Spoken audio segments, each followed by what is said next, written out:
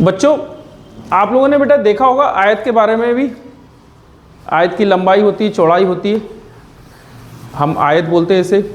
आयत की लंबाई और चौड़ाई समान होती है। आप लोगों ने बहुत पिक्चर देखी होंगी बेटा, अपना मोबाइल देखा हो, या फिर मोबाइल भी लंबाई और चौड़ाई, लंबाई लंबाई के बराबर है, चौड़ाई चौड़ाई के बराबर है। या फिर आपने अपनी बुक देखी होगी, बुक का अगर ऊपर वाला पार्ट देखो तो भी आप ऐसे ही देखोगे कि आयत है। या हमारे घरों में जो दरवाजे लगे हुए होते हैं, अगर आप दरवाजों को देखोगे तो वो भी आपको आयत की शेप में ही मिलेंगे। आज बच्चे हम लोग बात करने वाले हैं बेटा आयत और वर्ग के बारे में। मैं आयत और वर्ग के बारे में बेसिक से आप कॉन्सेप्ट उठा रहा हूं और बेसिक से आप लोग को बता रहा हूं कि क्या आयत होता है, क्या उसका परिमाप निकलेगा, इसका क्षेत्रफल निकलेगा। ऐसी वर्ग के बारे में, वर्ग का क्षेत्रफल, परिमाप और उसका विकर्ण।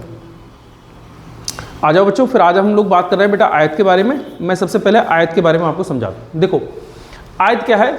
A rectangle is a closed 2D shape, flat shape that has a 4 sides are a 4 corners vertex। देखो all the angles is in a rectangle are right angle, 90 degree angle होगा। तो opposite sides of a rectangle are equal in the length and a parallel to each other. एक आयत one 2D आकृति, समतल आकृति है जिसकी 4 भुजाएं और 4 कोने होते हैं। आयत के सभी कोण समकोण होते हैं।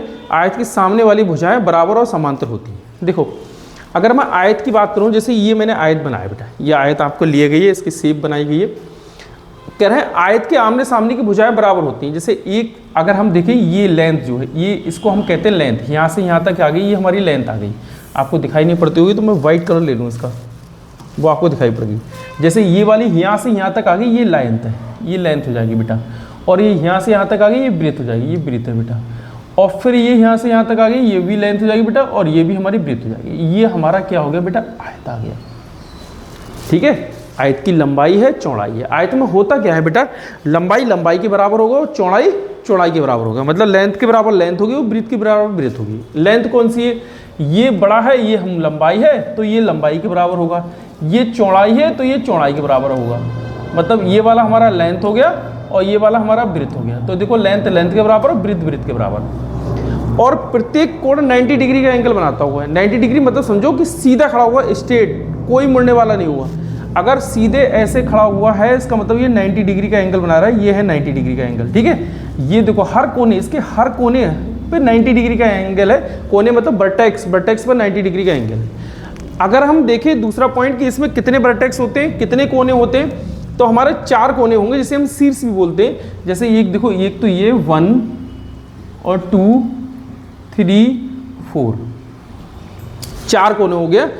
समकोण, समकोण का मतलब होता है 90 डिग्री। ये 90 डिग्री के कोण बना रहा है। ये हो गया आयत। अब हम इसके जो मेन पॉइंट है हम उस पर बात कर ले। हमने क्या क्या बताया भाई? सबसे पहले बात ये बताई कि आयत में लंबाई लंबाई के बराबर होगा, मतलब ये वाली लेंथ जो है इस वाले लेंथ के बराबर होगी। ठीक है, और ब्रेथ ब्रेथ के बराबर होगा। ये ब्रेथ के बराबर होगी। लंबाई लंबाई के बराबर, ब्रेथ ब्रेथ के बराबर। पहला पॉइंट। दूसरा पॉइंट, ये 90 डिग्री के कोण पे होंगे। सभी 90 डिग्री के कोण बनाते होंगे, मतलब ऐसे झुके हुए नहीं होंगे, ऐसे सीधे होंगे, बिल्कुल खड़े हुए।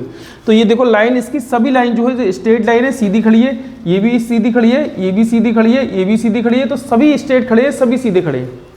ठीक है भैया, तो 90 डिग्री पे सभी बनना है। और इसके 4 कोने होंगे। तो वर्टेक्स कितने होते हैं? 4, 1 2 3 4, ये हो गया। अब इसके आगे बात कर रहे हैं क्षेत्रफल के बारे में, परिमाप के बारे में, कि क्या क्षेत्रफल क्या परिमाप। आगे देख रहे हैं हम लोग क्या है स्लाइड में हमारा। ये देखो इसी के बारे में बताया कि लेंथ क्या है। तो लेंथ हम इसको लेंथ कहते हैं, ये दिखाया गया है, और इसको हम ब्रेथ कहते हैं। ठीक है, वही चीज़ बताई गई है, कोई ऐसी खास नहीं है। अब देखो इनकी मैंने शेप दिला दी कि शेप क्या है। जैसे ये अगर हम देखें बुक, अगर बेटा मैं बुक को देख रहा हूँ तो बुक की ये देख रहे हैं, ये ऊपर वाला पोर्शन, ये देखना, ये ऊपर वाला पोर्शन ये हमारा रेक्टेंगल शेप है, मतलब आयत शेप है। इस पूरी किताब को मत देखना। पूरी किताब को अगर इतनी मोटाई है तो वो हमारे घनाभ के आकार की हो रही है, कोई क्यूबाइड के आकार की हो रही है, उसे नहीं देखना। हमारा मेन क्या है कि हमने ये पूरा वाला, ये ऊपर वाला पार्ट ले लिया है। तो ये ऊपर वाला पार्ट लेंथ है, ये वाली पार्ट हमारी लेंथ है और ये वाली हमारी ब्रेथ है। मतलब लंबाई लंबाई के बराबर है, चौड़ाई चौड़ाई के बराबर है। तो अगर मैं देखूं लेंथ हमारी कितनी है, ये है लेंथ भैया, तो ये जितनी लेंथ ये है, इतनी लेंथ ये, यहाँ से यहाँ तक की ये लेंथ हो जाएगी। तो इसका मतलब लंबाई लंबाई के बराबर, ये चौड़ाई चौड़ाई चौड़ाई के बराबर। तो ये क्या है? रेक्टेंगल शेप है, इसका मतलब आयताकार है। ऐसे हम देख रहे हैं घर पे जो हमारे डोर लगे हुए होते हैं ना, वो देखो ये लेंथ है हमारी, ये लेंथ है, तो ये लेंथ हमारी इस लेंथ के बराबर होगी, ये ब्रेथ हमारी इस ब्रेथ के बराबर होगी। ठीक है भैया, अगर हम देखें मोबाइल तो भाई हमारे पास में रहता है ना, मोबाइल को अगर हम देखें तो ये देखो ये लेंथ हो जाएगी बेटा और ये इसकी ब्रेथ हो जाएगी। अब मोबाइल में मोटाई है तो ये घनाभ के आकार का भी जा रहा है, लेकिन मैं उसका ऊपरी पार्ट बता रहा हूँ, जो ऊपरी पार्ट है हम उसको बता रहे हैं बेटा। अगर मैं देखूं जैसे हमारा ये डिजिटल बोर्ड है बेटा, अगर डिजिटल बोर्ड को मैं ले लूं तो ये यहाँ से यहाँ तक हमारा क्या है बेटा, देखो ये हमारी लेंथ है और ये यहाँ से यहाँ तक हमारी क्या है, ये ब्रेथ है, और ये फिर हमारी यहाँ से यहाँ तक लेंथ है और फिर यहाँ से यहाँ तक ब्रेथ है। तो इसका मतलब ये आयताकार शेप है, सेफ दिख रही है, आगे वाली आयताकार है। अब इसकी पीछे को देखोगे, इसकी मोटाई कितनी, ऊंचाई कितनी, चौड़ाई कितनी है, तो ये घनाभ में पहुंच जाओ, क्यूबाइड में पहुंच जाओ, वो अभी सब्जेक्ट नहीं है, अभी मैं सिर्फ आपको आयत के बारे में बता रहा हूँ। ठीक है, ये हो गया बेटा। अब हमारा आगे देखो, अगर इसका परिमाप निकालना हो तो एक चीज़ ध्यान रखना कि इसका परिमाप निकालें, किसी भी चीज़ का अगर हम परिमाप निकालते हैं बेटा तो उसके हम जितनी भुजाएं होती हैं उन सबको चलने तो परिमाप निकल के आ जाता है। जैसे समझो अगर मुझे इसका परिमाप निकालना है तो ये बेटा देखो, ये यहाँ से यहाँ तक देखें तो हमारी लेंथ हो गई और यहाँ से यहाँ तक देखें ये भी लेंथ होगी। क्यों? क्योंकि मैंने अभी तुम्हें बताया था कि लंबाई लंबाई के बराबर होगा, और ये देखें चौड़ाई, अगर हम यहाँ से यहाँ तक देखें तो ये चौड़ाई होगी बेटा, यहाँ से यहाँ तक देखें तो ये चौड़ाई होगी, इसका मतलब ये बी हो गया और इसका मतलब ये भी हो गया। लंबाई लंबाई के बराबर, चौड़ाई चौड़ाई के बराबर। आयत में यही होता है। रेक्टेंगल में क्या होता है बेटा, लेंथ लेंथ के बराबर होता है और ब्रेथ ब्रेथ के बराबर होता है। अब इसका मुझे परिमाप चलना है तो मैं परिमाप को आपको बताऊं कि इसके चारों तरफ अगर आप चल जाओगे, जैसे मैं यहाँ से यहाँ तक चला ये लेंथ चला, यहाँ से यहाँ तक चला ये लेंथ चला, यहाँ से यहाँ तक चला ये लेंथ चला, यहाँ से यहाँ तक चला ये ब्रेथ चला, ये लेंथ चला हूँ, ये ब्रेथ चला हूँ, ये लेंथ चला हूँ, ये ब्रेथ चला हूँ। ठीक है, तो इसका मतलब मैं यहाँ से चला और ऐसे चल के यहीं पर आ गया, तो मैं उस खेत के चारों तरफ चला हूँ, उस प्लॉट के चारों तरफ चला हूँ, जिसमें लंबाई भी है, चौड़ाई भी है, फिर लंबाई है, फिर चौड़ाई है। इसका मतलब मैं आयत चल के आया हूँ, इसका मतलब मैं आयत से होके आया हूँ। ठीक है, तो इनकी जितनी भुजाएं अगर मैं इन सबको जोड़ लूँ, इन सबको सम कर लूँ, तो बेटा मेरा आयत का परिमाप निकल के आ जाएगा। ठीक है भैया। अगर हम आगे देखें, अगर अब इसका एरिया निकालना हो हमको कि हमें इसकी एरिया निकालना है, तो एरिया निकालने के लिए क्या करेंगे बेटा, ये लेंथ है, ये लेंथ और ये क्या है, ये ब्लैक कलर दूँ यहाँ पे। ठीक है, इसको हटाते रहूँ, ब्लैक कलर दे रहा हूँ। ये बेटा ये लेंथ है, ये हमारी क्या है, ब्रेथ है। ये लेंथ और ब्रेथ की मल्टीप्लाई कर दो, मतलब अगर मैं आयत का क्षेत्रफल निकालूंगा तो लंबाई और चौड़ाई की मल्टीप्लाई कर दो तो मेरा आयत का क्षेत्रफल निकल के आ जाएगा। बस हो गया, आयत का क्षेत्रफल हो गया। अब मैं आपको अपनी तरफ से बता रहा हूँ कि क्या है। देखो इतना तो हम लोगों ने देख लिया, अब अगला हम लोग पार्ट ले रहे हैं और मैं इसी को बड़े सही से बता रहा हूँ और अच्छे से आप समझो। यहाँ तो बता ही दिया है, अब ये सेफ समझो। ये रेक्टेंगल तो आप समझ ही गए कि जिसकी लंबाई लंबाई के बराबर हो, चौड़ाई चौड़ाई के बराबर हो, रेक्टेंगल कहलाता है। सीधी खिंची हुई लाइन हो, मेरे हाथ से टेढ़ी हुई है उसको छोड़ देना, सीधी खिंची हुई लाइन हो, 90 डिग्री का एंगल बनाती है, इसका मतलब वो रेक्टेंगल है। उसमें 4 कोने होंगे, 4 शीर्ष होंगे, 4 वर्टेक्स होंगे। जो शीर्ष, कोने और वर्टेक्स ये तीनों एक ही हैं, 2 हिंदी में और 1 इंग्लिश में बोल रहा हूँ, कहीं अलग अलग में सोच लेना 4 8 4 3 12 कर दो ना, एक ही हैं। 4 कोने जो मैंने ये बात करी, ये वाले ये 1 2 3 और ये 4। अब मैं इसको देखो समझा रहा हूँ, आगे वो समझो। एल और ये भी, अगर मैं इसका बेटा परिमाप निकालने के लिए चलूँ, मुझे परिमाप इसका निकालना, तो परिमाप में इसका क्या निकालूंगा, तो लेंथ ब्रेथ और लेंथ ब्रेथ इन सबको प्लस कर लूँ। तो इसका मतलब ये कर लूँ लेंथ प्लस ब्रेथ, भाई मैं यहाँ से और यहाँ तक चला लेंथ और फिर यहाँ से यहाँ तक चला ब्रेथ आ गया, फिर मैं यहाँ से यहाँ तक चला रहा हूँ। क्यों? क्योंकि ये आयत है तो आयत के आमने सामने की भुजा बराबर है, तो मैं फिर भैया एल चल दूंगा। अब मैं ये देखूंगा, ये यहाँ से और यहाँ से यहाँ तक के चल रहा हूँ, तो ये बी है, तो ये फिर बेटा बी है। ठीक है, तो ये क्या चल रहे हैं हम लोग, परिमाप चल रहे हैं। तो ये क्या है भैया, परिमाप। तो ये हम लोग पहले यहाँ लिख दे परिमाप। परिमाप मतलब पेरीमीटर, पेरीमीटर। ठीक है, तो इसका मतलब L plus V plus L plus B, यही तो हो गया। अब मैं यहाँ देखूं बेटा 2L है तो 2L कर दिया, प्लस 2B है तो ये 2B कर दिया। ठीक है, अगर दोनों में हम देखें तो 2 कॉमन है तो ये 2 कॉमन हो जाएगा और ये क्या है, L प्लस B आ गया। ध्यान से समझते रहना, हट जाएगा, अगर ध्यान हट गया तो कुछ समझ में नहीं आएगा। मैं इन दोनों में कॉमन देख रहा हूँ, दोनों में कॉमन क्या है, 2 है, तो यहाँ पे बेटा लेंथ आ गया, यहाँ पे ब्रेथ आ गया और प्लस का साइन आ गया। ठीक है, ये आयत का परिमाप निकल के आ जाएगा। अगर ये बात करें दूसरे पेज पे, मैं ये बता दूं कि इसका क्षेत्रफल क्या है, तो ये देखो क्षेत्रफल, देखो ये आ गया, ये है। अगर ये देखो मैं लेंथ है और ये मेरा ब्रेथ है बेटा। ठीक है, अब इसके क्षेत्रफल की बात करें तो क्षेत्रफल होता कौन सा है, क्षेत्रफल जो अंदर वाली चीजें होती हैं। जैसे मैं इसको देखूं, इसके अंदर जो चीजें हैं, ये जो अंदर है, ये जो अंदर है, ये जो अंदर है, ये क्षेत्रफल के लिए दिखाता है, ये क्षेत्रफल के लिए दिखा रहा है सब। तो इसका मतलब मुझे क्षेत्रफल निकालना है, तो अंदर कितनी जगह है वो निकल के आएगी। तो क्षेत्रफल निकालने के लिए हम क्या करेंगे बेटा, लंबाई की मल्टीप्लाई और चौड़ाई की मल्टीप्लाई। तो लंबाई मतलब लेंथ हो जाएगा, क्षेत्रफल देखूंगा तो ये लेंथ हो गया और ये ब्रेथ हो गया, लंबाई गुणा चौड़ाई। हिंदी में लिखोगे तो ऐसे लिख दोगे लंबाई गुणा चौड़ाई। लो भैया हिंदी में आ गया, कोई इसमें दिक्कत वाली बात थोड़ा है, इन दोनों के बीच कोई साइन नहीं है तो मल्टीप्लाई का साइन हो गया। क्षेत्रफल समझ में आ गया। अगर हम परिमाप चल रहे हैं तो इसका मतलब उसके चारों तरफ उसके गिनना है कि वो कितने मीटर है उसमें, ये सब देख रहे हैं। अब हम यहाँ से चलेंगे, यहाँ से इस तरीके से ऐसे चलते हुए जा रहे हैं तो हम देख रहे हैं कितने मीटर है, कितनी लंबाई, कितनी चौड़ाई, कितनी लंबाई, कितनी चौड़ाई है।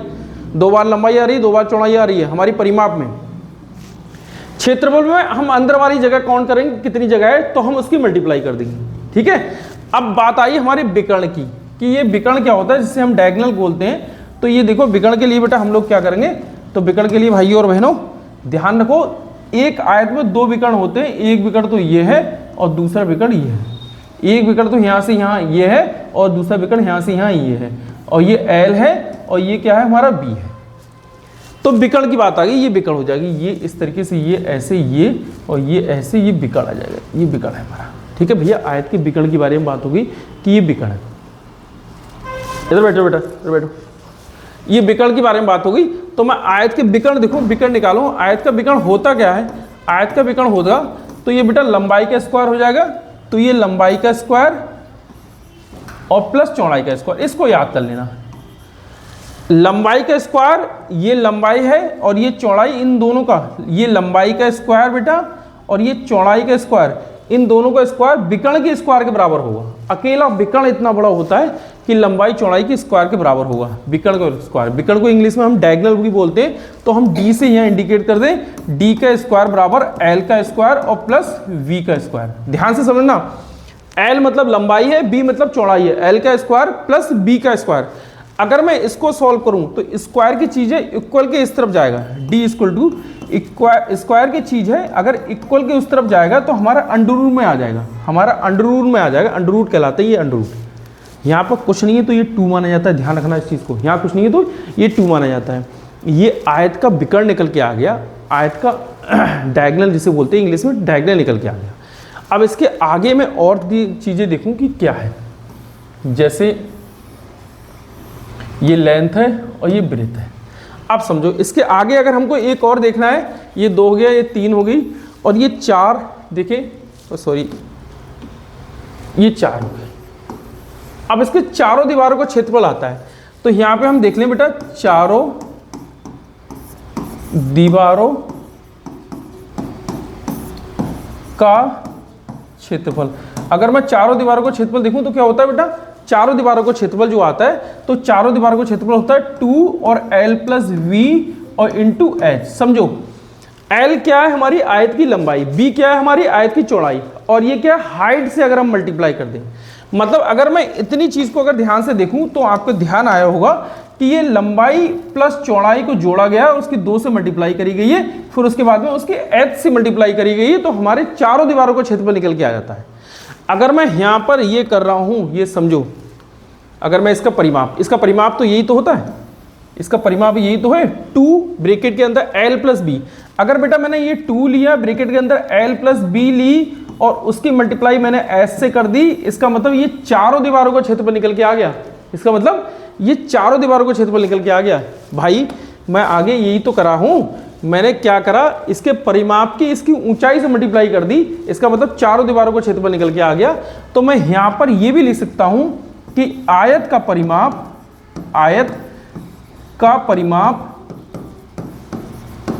परिमाप ब्रैकेट के अंदर बंद किया और इंटू ऊंचाई।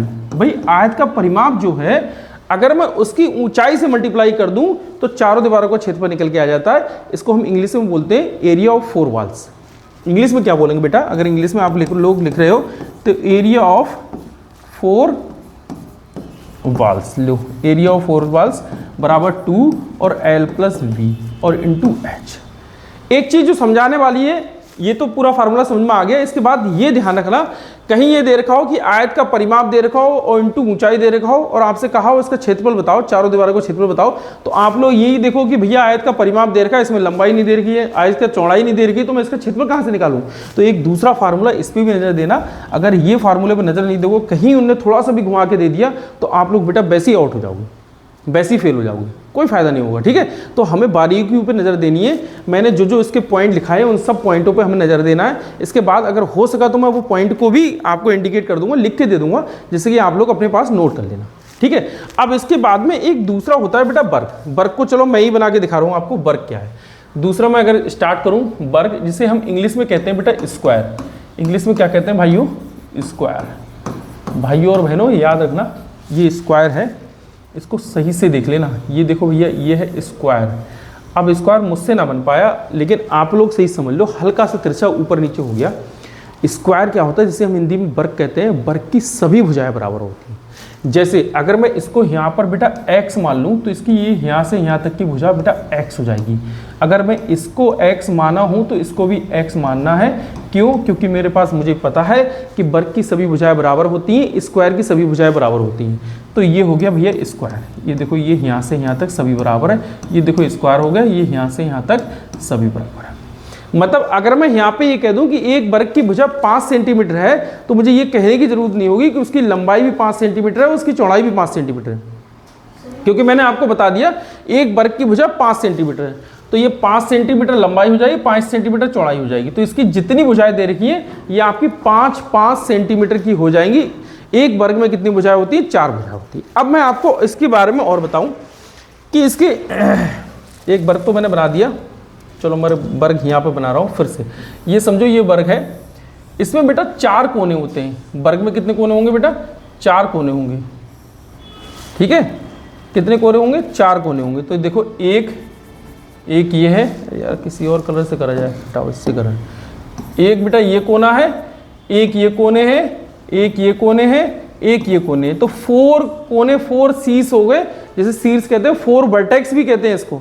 तो हमारे कितने? 1 2 3 4, और इसकी 4 भुजाएं होती हैं। एक भुजा यहाँ से यहाँ तक ये है, दूसरी भुजा ये है, तीसरी भुजा ये है, चौथी भुजा ये है। ये सब पॉइंट नोट करना इसको।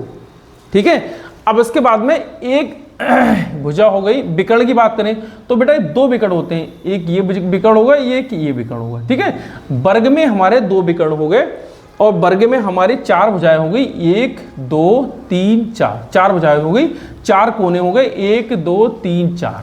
ठीक है, वर्ग को इंग्लिश में हम लोग स्क्वायर भी कहते हैं। ये चीज भी अब याद रखना बहुत अच्छे से। ठीक है भाई, अब मैं आगे इनके और क्वेश्चन बता रहा हूं आपको। आप लोग अब इसके क्वेश्चन समझो, फार्मूला किस तरीके से बना रहा हूं। क्वेश्चन तो चलो आगे बताऊंगा, नहीं तो एकदम दिक्कत आ जाएगी। अब मैं आगे आपको इसके फार्मूले बताऊं, यहां से पहला ले लूं। जैसे समझो, अगर मैंने ये वर्ग लिया, वर्ग की सभी भुजाएं बराबर होती हैं, हमें पता ही है।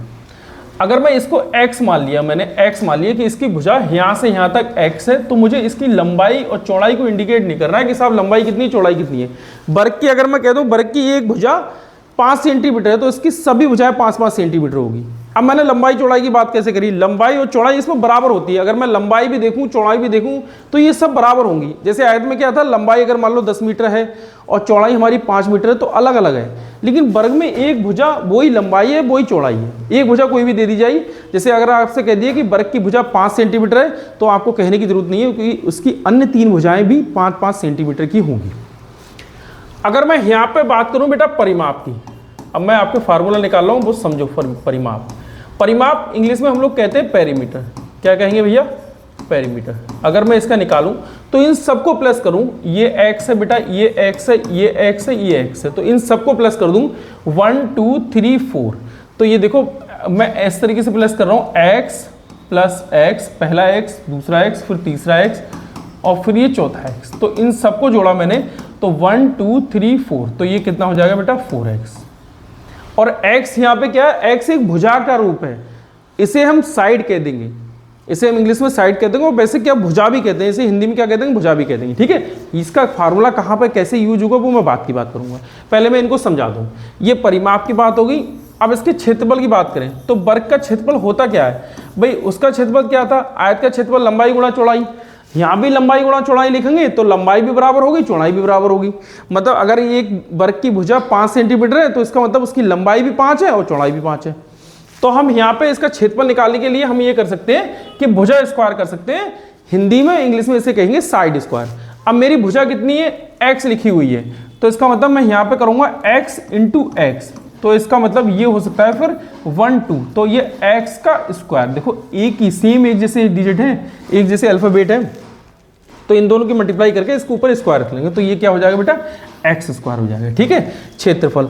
अगर मैं इसकी बात करूं बेटा परिमाप, परिमाप क्या होता है, परिमाप हो, सॉरी परिमाप तो बता दिया। अब इसकी बात करें विकर्ण की, विकर्ण जिसे हम इंग्लिश में कहते हैं डायगोनल। ठीक है, इसको हम इंग्लिश में कहेंगे एरिया। ठीक है, अगर मैं डायगोनल की बात करूं, डी की बात करूं, तो हम क्या करेंगे, एक वर्ग में कितने विकर्ण होते हैं, 2 विकर्ण, एक से ये और एक ये। ठीक है, 2 विकर्ण आ गए। तो भाई हम इसको क्या करें, x√2, ये याद कर लेना कि वर्ग का विकर्ण क्या होता है बेटा, x√2। ये आ गई, इतनी चीज़ें आ गई, और ये नॉर्मल चीज़ें, मेरी समझ से कोई भी टफ चीज़ें नहीं है, ये सब बेटा बेसिक वाली चीज़ें। इन पे डिपेंड मैं क्वेश्चन आपको अगली बार में दूंगा, अगली स्लाइड में मैं आपको इनके ही बेसिक वाले क्वेश्चन लेके आऊँगा। बेसिक वाले क्वेश्चन आप लोग को कुछ आप लोग करेंगे, कुछ मैं करूँगा, जिससे कि हम लोग की प्रैक्टिस हो जाए। ठीक है, अगले वीडियो में मिलते हैं बेटा हम बेसिक के अगला कॉन्सेप्ट के साथ में, आए तो वर्ग के अगले कॉन्सेप्ट के साथ में, वो भी आपको बड़ा बेसिक से ही सिखाऊंगा, कोई टफ नहीं होगा। बस आप लोग अब इस चैनल को बेटा फॉलो कर लेना, लाइक सब्सक्राइब करते रहना, क्योंकि अब बराबर इस चैनल पे वीडियो आ रही है, आप लोग के लिए बेहतर ध्यान से रखा जा रहा है कि नवोदय सैनिक स्कूल के बच्चों को हम लोग को किस तरीके से कराना है, वो सब हम लोग अभी से प्रिपेयर कर रहे हैं। ठीक है बेटा, मिलते हैं अगली वीडियो में, बाय।